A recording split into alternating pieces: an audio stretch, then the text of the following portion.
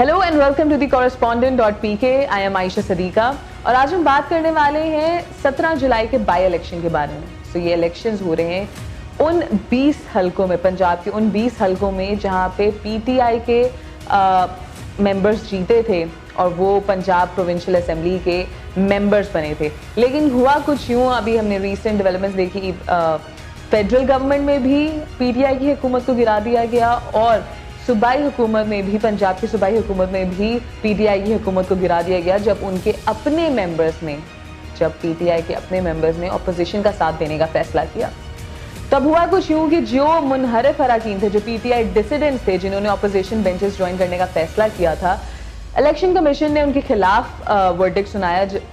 Speaker assembly ने उनके खिलाफ इलेक्शन कमीशन में कंप्लेन की थी कि वो वोट नहीं दे सकते किसी अपोजिशन पार्टी के कैंडिडेट को फॉर चीफ मिनिस्टर जब तक कि वो पीटीआई की तरफ से इलेक्टेड हैं। सो इलेक्शन कमीशन ने उनके खिलाफ फैसला सुनाया, उनकी सीट्स को कैंसिल किया और अब उन 20 हलकों में इलेक्शन होने जा रहे हैं ताकि नए मेंबर्स इलेक्ट होके आए पीएमएलएन के या पीटीआई के, और उसके बेसिस पे फिर गवर्नमेंट बनेगी सूबे के अंदर। सो अब गवर्नमेंट बनाने के लिए इन सीट्स पे 20 सीटों में से पीटीआई को कम से कम 13 सीट्स जीतनी होंगी। अगर पीटीआई 13 सीट्स जीत जाती है इस इलेक्शन में तो उनके पास वो मेजॉरिटी, उनकी अलायंस के पास ये मेजॉरिटी मौजूद होगी कि वो अपने कैंडिडेट को इलेक्ट करके चीफ मिनिस्टर बना सके और अपनी हुकूमत बना सके पंजाब के अंदर। इसके साथ ही साथ जो अपोजिशन, जो इस वक्त नून लीग की कोalition गवर्नमेंट बनी है जिसके अंदर पीपल्स पार्टी भी उनके साथ मौजूद है, उनको चाहिए सिर्फ और सिर्फ 6 सीट्स। तो अगर उनके 6 सीट्स भी लेने में वो कामयाब हो जाते हैं तो यानी पंजाब में होगी उनकी गवर्नमेंट और हमजा शहबाज होंगे पंजाब के चीफ मिनिस्टर। अब इसके बात करने से पहले सबसे इम्पोर्टेंट है लाहौर के 4 हलके।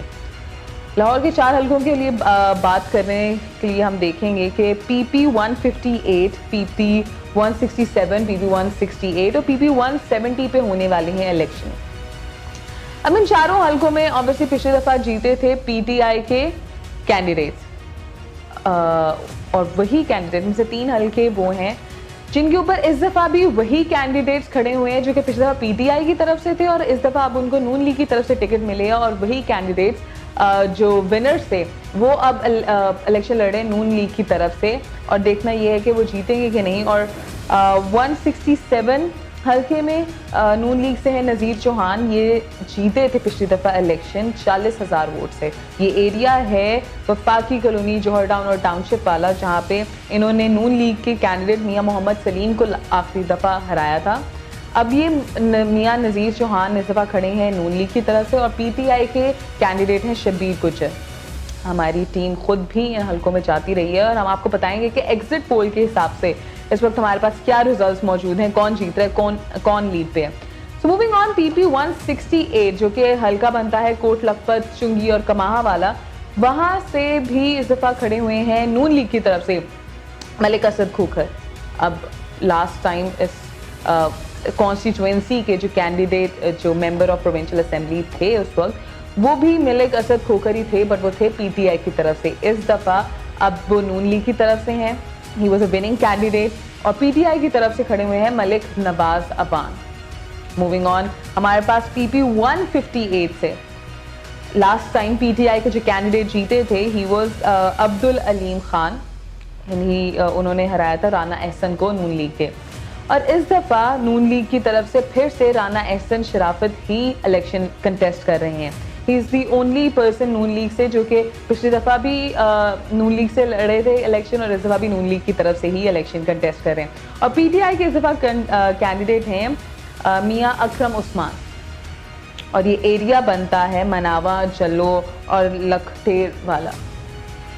इसके साथ ही साथ जो आखिरी हल्का PP 170 का जो कि बनता है बापटा टाउन, वेलेंशिया, NFC वाला एरिया, वहाँ से नून लीग की तरफ से कंटेस्ट कर रहे हैं अमीन जुल्करनैन। अब अमीन जुल्करनैन लास्ट टाइम 25,000 वोट से पीटीआई की तरफ से सीट जीते थे प्रोविंशियल असेंबली की पंजाब की और उन्होंने हराया था नून लीग के इमरान जावेद को। But this time this PTI dissident, he is contesting from Noon league और इनके साथ पीटीआई की तरफ से खड़े हुए हैं ज़हीर अब्बास खोखर। अब देखना ये है कि मुकाबला बहुत सख्त है। लाहौर में जो जलसे हो रहे हैं वो देखने को में आ रहे हैं, बहुत टक्कर का मुकाबला चल रहा है पीटीआई और पीएमएलएन का। हमारी टीम गई ऑन ग्राउंड, उन्होंने सर्वेस किए, उन्होंने लोगों से पूछा कि वो किसको सपोर्ट कर रहे हैं। तो पीटीआई की काफ़ी ज़्यादा सपोर्ट देखने में तो आई है, लेकिन ये वो सपोर्ट है जो कि वोट नहीं दे सकती, या तो वो शहर से बाहर के लोग हैं या फिर वो बहुत यंग हैं कि उनका वोट ही नहीं बना हुआ। सो एग्जिट पोल्स के हिसाब से हमारे पास खास तौर पे PP 170, PP 158, PP 168, इन 3 हलकों में खास तौर पे हमारे पास नून लीग लीड पे नज़र आ रही है।